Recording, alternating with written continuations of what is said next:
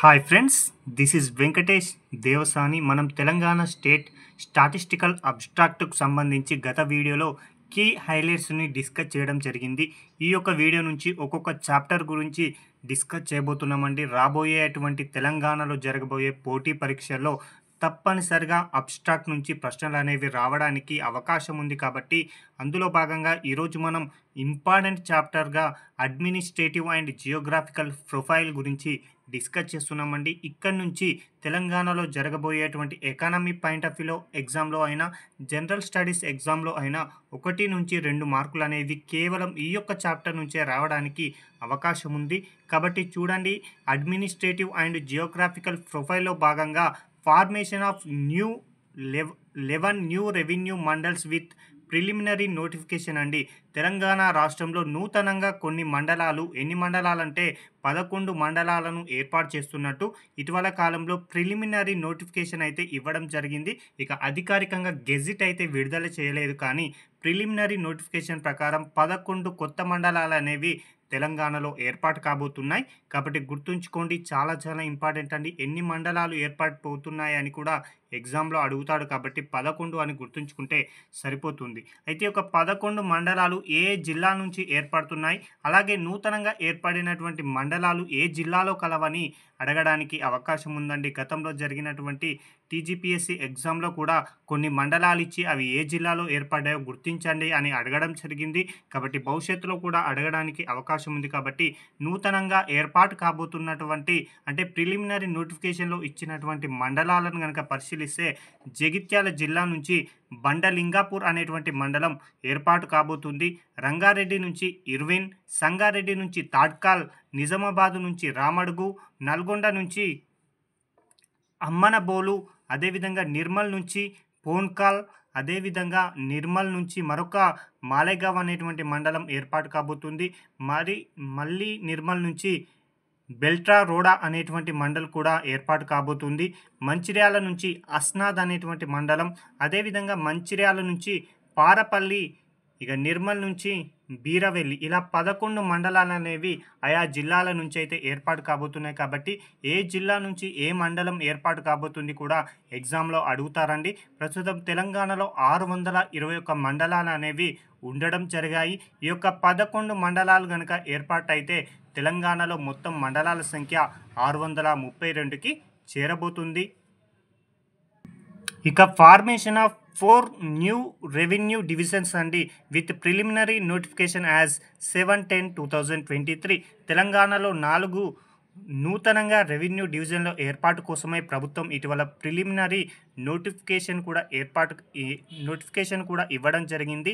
అయితే ఏ జిల్లా నుంచి నూతనంగా రెవెన్యూ డివిజన్ రాబోతుందో కూడా అడుగుతారండి. ప్రస్తుతం తెలంగాణలో 76 రెవెన్యూ డివిజన్లు ఉండగా మరొక నూతనంగా 4 అనేవి ఏర్పాటు కాబోతున్నాయి. కాబట్టి ఓవరాల్గా రెవెన్యూ డివిజన్ల సంఖ్య 80కి చేరబోతుందని గుర్తుంచుకుంటే సరిపోతుందండి. అయితే నూతనంగా ఏర్పాటు కాబోతున్న రెవెన్యూ డివిజన్లను కనుక పరిశీలిస్తే, సంగారెడ్డి జిల్లా నుంచి పటాన్ చెరువు అనేటువంటిది రెవెన్యూ డివిజన్గా ఏర్పాటు కాబోతుంది.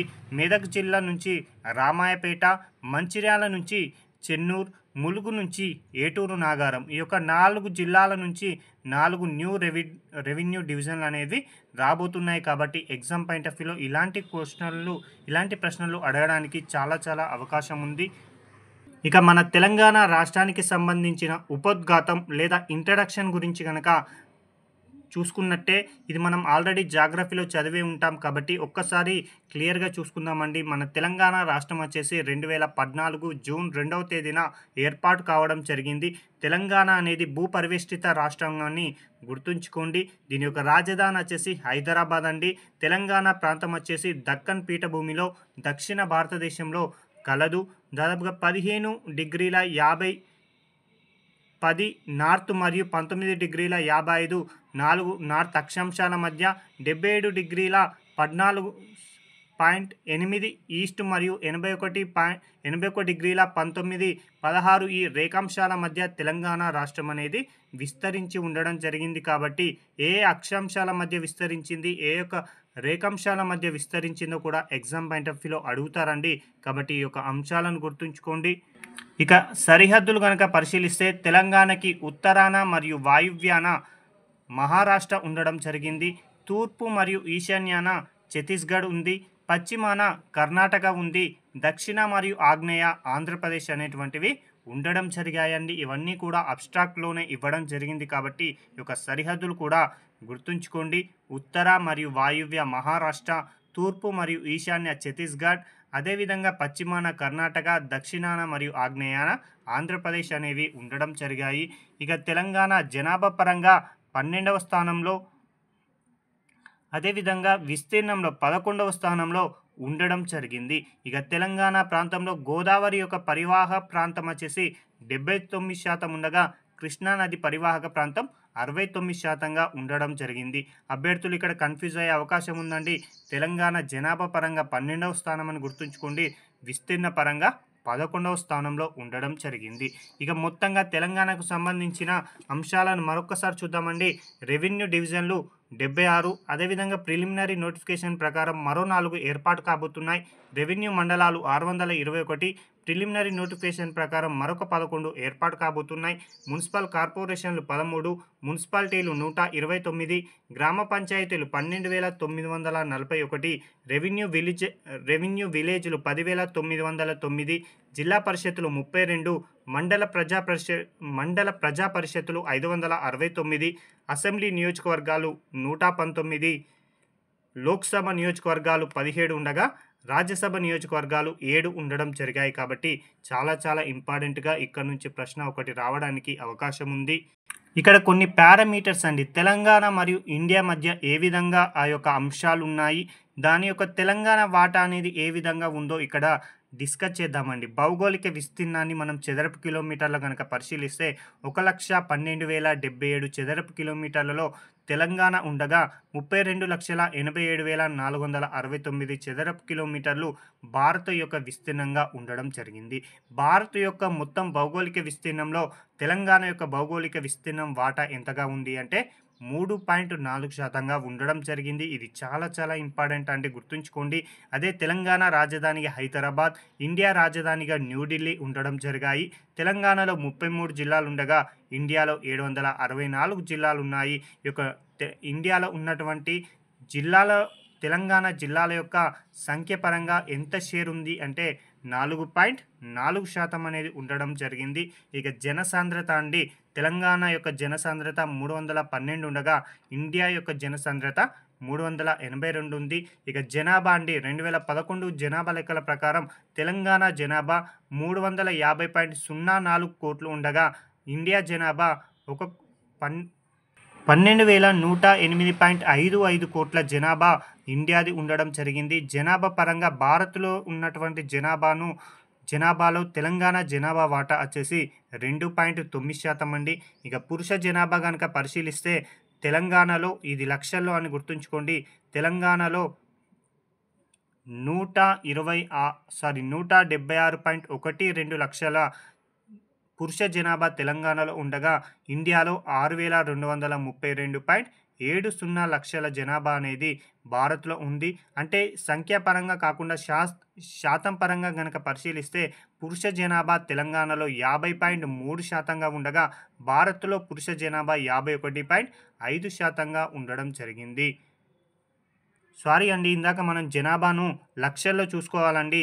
తెలంగాణ జనాభా 350.04 లక్షలు ఉండగా అదే ఇండియా జనాభా 12,108.55 లక్షలను గుర్తుంచుకోండి. ఇందాక మనం కోట్లని చెప్పుకున్నాం.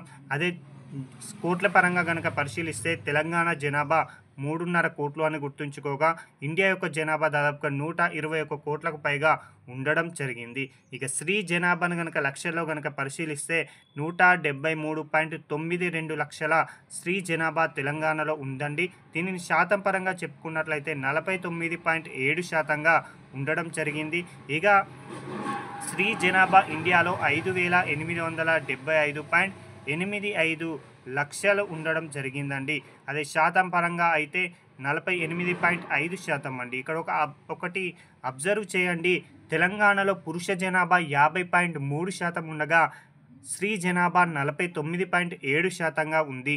అంటే తెలంగాణలో పురుష జనాభానే స్త్రీ జనాభా కన్నా అధికంగా ఉంది అని గుర్తుంచుకోండి. అదే ఇండియాతో కనుక పోల్చుకుంటే పురుష జనాభా ఇండియాలో ఉన్నటువంటి పురుష జనాభా కన్నా తెలంగాణలో ఉన్న పురుష జనాభా తక్కువగా ఉండడం జరిగింది. తెలంగాణ పురుష జనాభా చూడండి 50.3% ఉండగా ఇండియా యొక్క జనాభా పురుషులది 51.5%గా ఉండడం జరిగింది. అదేవిధంగా తెలంగాణలో స్త్రీ జనాభా ఇండియాలో ఉన్నటువంటి స్త్రీ జనాభా కన్నా కూడా అధిక శాతం అనేది కలదండి. ఇక్కడ చూడండి తెలంగాణలో 49.7%గా స్త్రీ జనాభా ఉండగా అదే ఇండియాలో కేవలం 48.5%గా ఉండడం జరిగింది. కాబట్టి ఇలాంటి ఇలా కంపేర్ చేసి ఎగ్జామ్ పాయింట్ ఆఫ్ వ్యూలో మనల్ని ప్రశ్నలు అడగడానికి అవకాశం ఉందండి.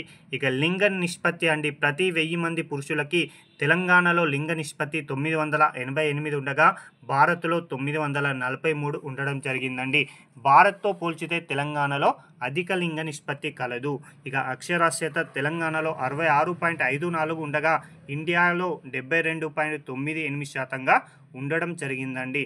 తెలంగాణ అక్షరాస్యత కన్నా కూడా భారత్ అక్షరాస్యత అనేది అధికంగా ఉండడం జరిగింది. లేదా భారత్తో పోల్చుకున్నప్పుడు తెలంగాణలో అక్షరాస్యత శాతం చాలా తక్కువగా ఉంది అని గుర్తుంచుకోండి. ఇక ప్రొజెక్టెడ్ పాపులేషన్ ల్యాక్స్ అండి, 2021 అంచనాల ప్రకారం తెలంగాణ జనాభా 377.25 లక్షలు ఉండగా అదే ఇండియాలో వచ్చేసి 1363.06 లక్షలుగా ఉండడం జరిగింది. ఇక 2036 నాటికి తెలంగాణ జనాభా ఎంతగా ఉండబోతుంది అంటే 394.67 లక్షలు ఉండగా అదే ఇండియా జనాభా 15,222.88 లక్షలుగా ఉండబోతుందని ప్రొజెక్టెడ్ పాపులేషన్ అయితే ఇవ్వడం జరిగింది. ఇక రెవెన్యూ డివిజన్లు మనం ఎంత అని చెప్పుకున్నాం, 76, మరొక 4 అనేవి ఏర్పాటు కాబోతున్నాయి. కాబట్టి ఇందులో అత్యధికంగా రెవెన్యూ డివిజన్లు ఏ జిల్లాలో ఉన్నాయని ప్రశ్న అడగడానికి అవకాశం ఉంది. కాబట్టి రంగారెడ్డి జిల్లాలో ప్రస్తుతం 5 రెవెన్యూ డివిజన్లతో మొదటి స్థానంలో ఉండగా సంగారెడ్డిలో ప్రస్తుతం 4 ఉన్నాయండి, మరొకటి ఏర్పాటు కాబోతుంది. దీంతో 5 రెవెన్యూ డివిజన్లతో సంగారెడ్డి కూడా రంగారెడ్డితో సంయుక్తంగా ఉండడానికి అవకాశం ఉంది. కానీ ప్రస్తుతం మనం 4ని పరిగణలోకి తీసుకుంటే 2వ స్థానంలోనే ఉంది. నాగర్ కర్నూలు కూడా, నల్గొండ ఇవన్నీ కూడా 2వ స్థానంలోనే ఉన్నాయని గుర్తుంచుకోండి. ఇక్కడ మాత్రం 3-4 స్థానాలు ఇవ్వడం జరిగింది. కాబట్టి జస్ట్ ఇక్కడ సంఖ్య అంటే ర్యాంకు కాదండి, మనకి ఇక్కడ గమనించాల్సినవి చూడండి. రంగారెడ్డిలో 5, సంగారెడ్డిలో 4+1 అని గుర్తుంచుకోండి. నాగర్ కర్నూలులో 4, నల్గొండలో 4, ఇలా వీటి యొక్క సంఖ్య పరంగా జతపరచండి అని అడగడానికి అవకాశం ఉంది. కాబట్టి అలా చూసుకోండి. ఇక మండలాలు కనుక పరిశీలిస్తే ప్రస్తుతం 621 మండలాలు ఉన్నాయి. భవిష్యత్తులో మరికొన్ని అంటే 11 మండలాలు ఏర్పాటు కోసమే ప్రిలిమినరీ నోటిఫికేషన్ అనేది ఇవ్వడం జరిగాయి. వీటితో తెలంగాణలో 632కి మండలాల సంఖ్య చేరబోతుంది. అయితే ఇప్పుడున్నటువంటి మండలాల ప్రకారం అయితే నల్గొండ మరియు నిజామాబాద్లో 2 జిల్లాలో కూడా మండలాలు సరిగ్గా సమానం ఉండడం జరిగాయండి. అంటే నల్గొండలో 33 ఉన్నాయి, నిజామాబాద్లో 33 ఉన్నాయండి. ఈ 2 జిల్లాలో కూడా కొత్తగా మరొక మండలాలు ఏర్పాటు కాబోతున్నాయి. కాబట్టి నల్గొండ, నిజామాబాద్లో 33+1+1 అని గుర్తుంచుకోండి. ఇక సంగారెడ్డిలో 28+1, రంగారెడ్డిలో 27+1గా ఈ యొక్క మండలాలు ఏర్పాటు కాబోతున్నాయి. కాబట్టి అత్యధిక మండలాలు ఉన్నటువంటి 4ని మీకు అందించడం జరిగింది. ఇక రెవెన్యూ డివిజన్లు ప్రస్తుతం 10,909 రెవెన్యూ విలేజ్లు అనేవి తెలంగాణలో ఉండగా అత్యధికంగా సంగారెడ్డిలో 600, రంగారెడ్డిలో 599తో 2వ స్థానంలో, నల్గొండ 566తో 3వ స్థానంలో అత్యధిక రెవెన్యూ విలేజ్లు కలిగినటువంటి జిల్లాలుగా ఉండడం జరిగింది. ఇక్కడ అత్యధికంగా మున్సిపాలిటీలు కలిగి ఉన్నటువంటి జిల్లాలను కనుక పరిశీలిస్తే మొత్తంగా మనకు 129 మున్సిపాలిటీలు ఉండగా అత్యధికంగా రంగారెడ్డిలో 13, మేడ్చల్లో 9, నల్గొండ, సంగారెడ్డిలో 8 మున్సిపాలిటీలతో ఈ యొక్క జిల్లాలు ఉండడం జరిగాయి. మున్సిపల్ కార్పొరేషన్లు మొత్తంగా మనకు 13 ఉండగా అత్యధికంగా మేడ్చల్లో 4, రంగారెడ్డిలో 3 ఉండగా మిగతా జిల్లాలో ఒక్కొక్కటిగా కొన్ని జిల్లాలో ఉండడం జరిగింది. ఇక గ్రామ పంచాయతీలు మొత్తంగా 12,941 ఉండగా అత్యధిక గ్రామ పంచాయతీలు కలిగినటువంటి జిల్లాగా నల్గొండ ఉందండి. 868తో అత్యధిక గ్రామ పంచాయతీలు కలిగిన జిల్లాగా ఉండగా సంగారెడ్డి 647, ఖమ్మం 589, వికారాబాద్ 585 స్థానాలతో తదుపరి స్థానాల్లో ఉండడం జరిగింది. ఇక మరొక అంశం అండి, urban local bodies in Telangana. అంటే అర్బన్ లోకల్ బాడీస్ అంటే మున్సిపాలిటీలు ప్లస్ మున్సిపల్ కార్పొరేషన్లను కలుపుకుంటే అర్బన్ లోకల్ బాడీస్ వస్తాయి. మనకు మున్సిపాలిటీలు 129, మున్సిపల్ కార్పొరేషన్లు 13, మొత్తంగా 142 అర్బన్ లోకల్ బాడీస్ ఉండగా అత్యధికంగా అర్బన్ లోకల్ బాడీస్ కలిగినటువంటి జిల్లాలుగా రంగారెడ్డిలో 16, మేడ్చల్లో 13, నల్గొండలో 8, మంచిర్యాలలో 7 ఉండడం జరిగాయి. అయితే అభ్యర్థులు ఇక్కడ ఒక అంశాన్ని గుర్తుంచుకోవాలండి, అర్బన్ లోకల్ బాడీస్ లేని ఏకైక జిల్లా ఏది అంటే ములుగు అండి. చాలా చాలా ఇంపార్టెంట్, అర్బన్ లోకల్ బాడీస్ లేని ఏకైక జిల్లా ములుగుగా గుర్తుంచుకుంటే సరిపోతుంది. ఇక ఎంపీలు కనుక పరిశీలిస్తే తెలంగాణలో మొత్తం ఎంపీల సంఖ్య 17 ఉండడం జరిగాయి. ఇందులో ఎస్సీకి ఎన్ని కేటాయించారు, ఎస్టీకి ఎన్ని కేటాయించారు అనేది చాలా చాలా ఇంపార్టెంట్ అండి. ఎస్సీ ఎంపీలు వచ్చేసి 3 ఉండగా ఎస్టీలు వచ్చేసి 2 ఉండడం జరిగాయండి. ఎస్సీ నియోజకవర్గాల్లో పెద్దపల్లి, నాగర్ కర్నూల్, వరంగల్ ఉండగా ఎస్టీలలో 2 ఉండడం జరిగాయి. ఒకటి ఆదిలాబాద్, మరొకటి మహబూబాద్ అండి. ఇక మనకు జోన్ వైజ్ అయితే తెలిసే ఉంటాయి, 7 జోన్లు ఉన్నాయి, 2 మల్టీ జోన్లు అనేవి ఉండడం జరిగినాయి. కాబట్టి ఇవి కూడా ఒకసారి చూసుకోండి. ఓకేనా, ఇదండి మొదటి చాప్టర్కు సంబంధించిన అంశాలను మనం ఇక్కడ డిస్కస్ చేయడం జరిగింది. తదుపరి వీడియోలో 2వ చాప్టర్ డెమోగ్రఫీ గురించి డిస్కస్ చేద్దాం. Thank you.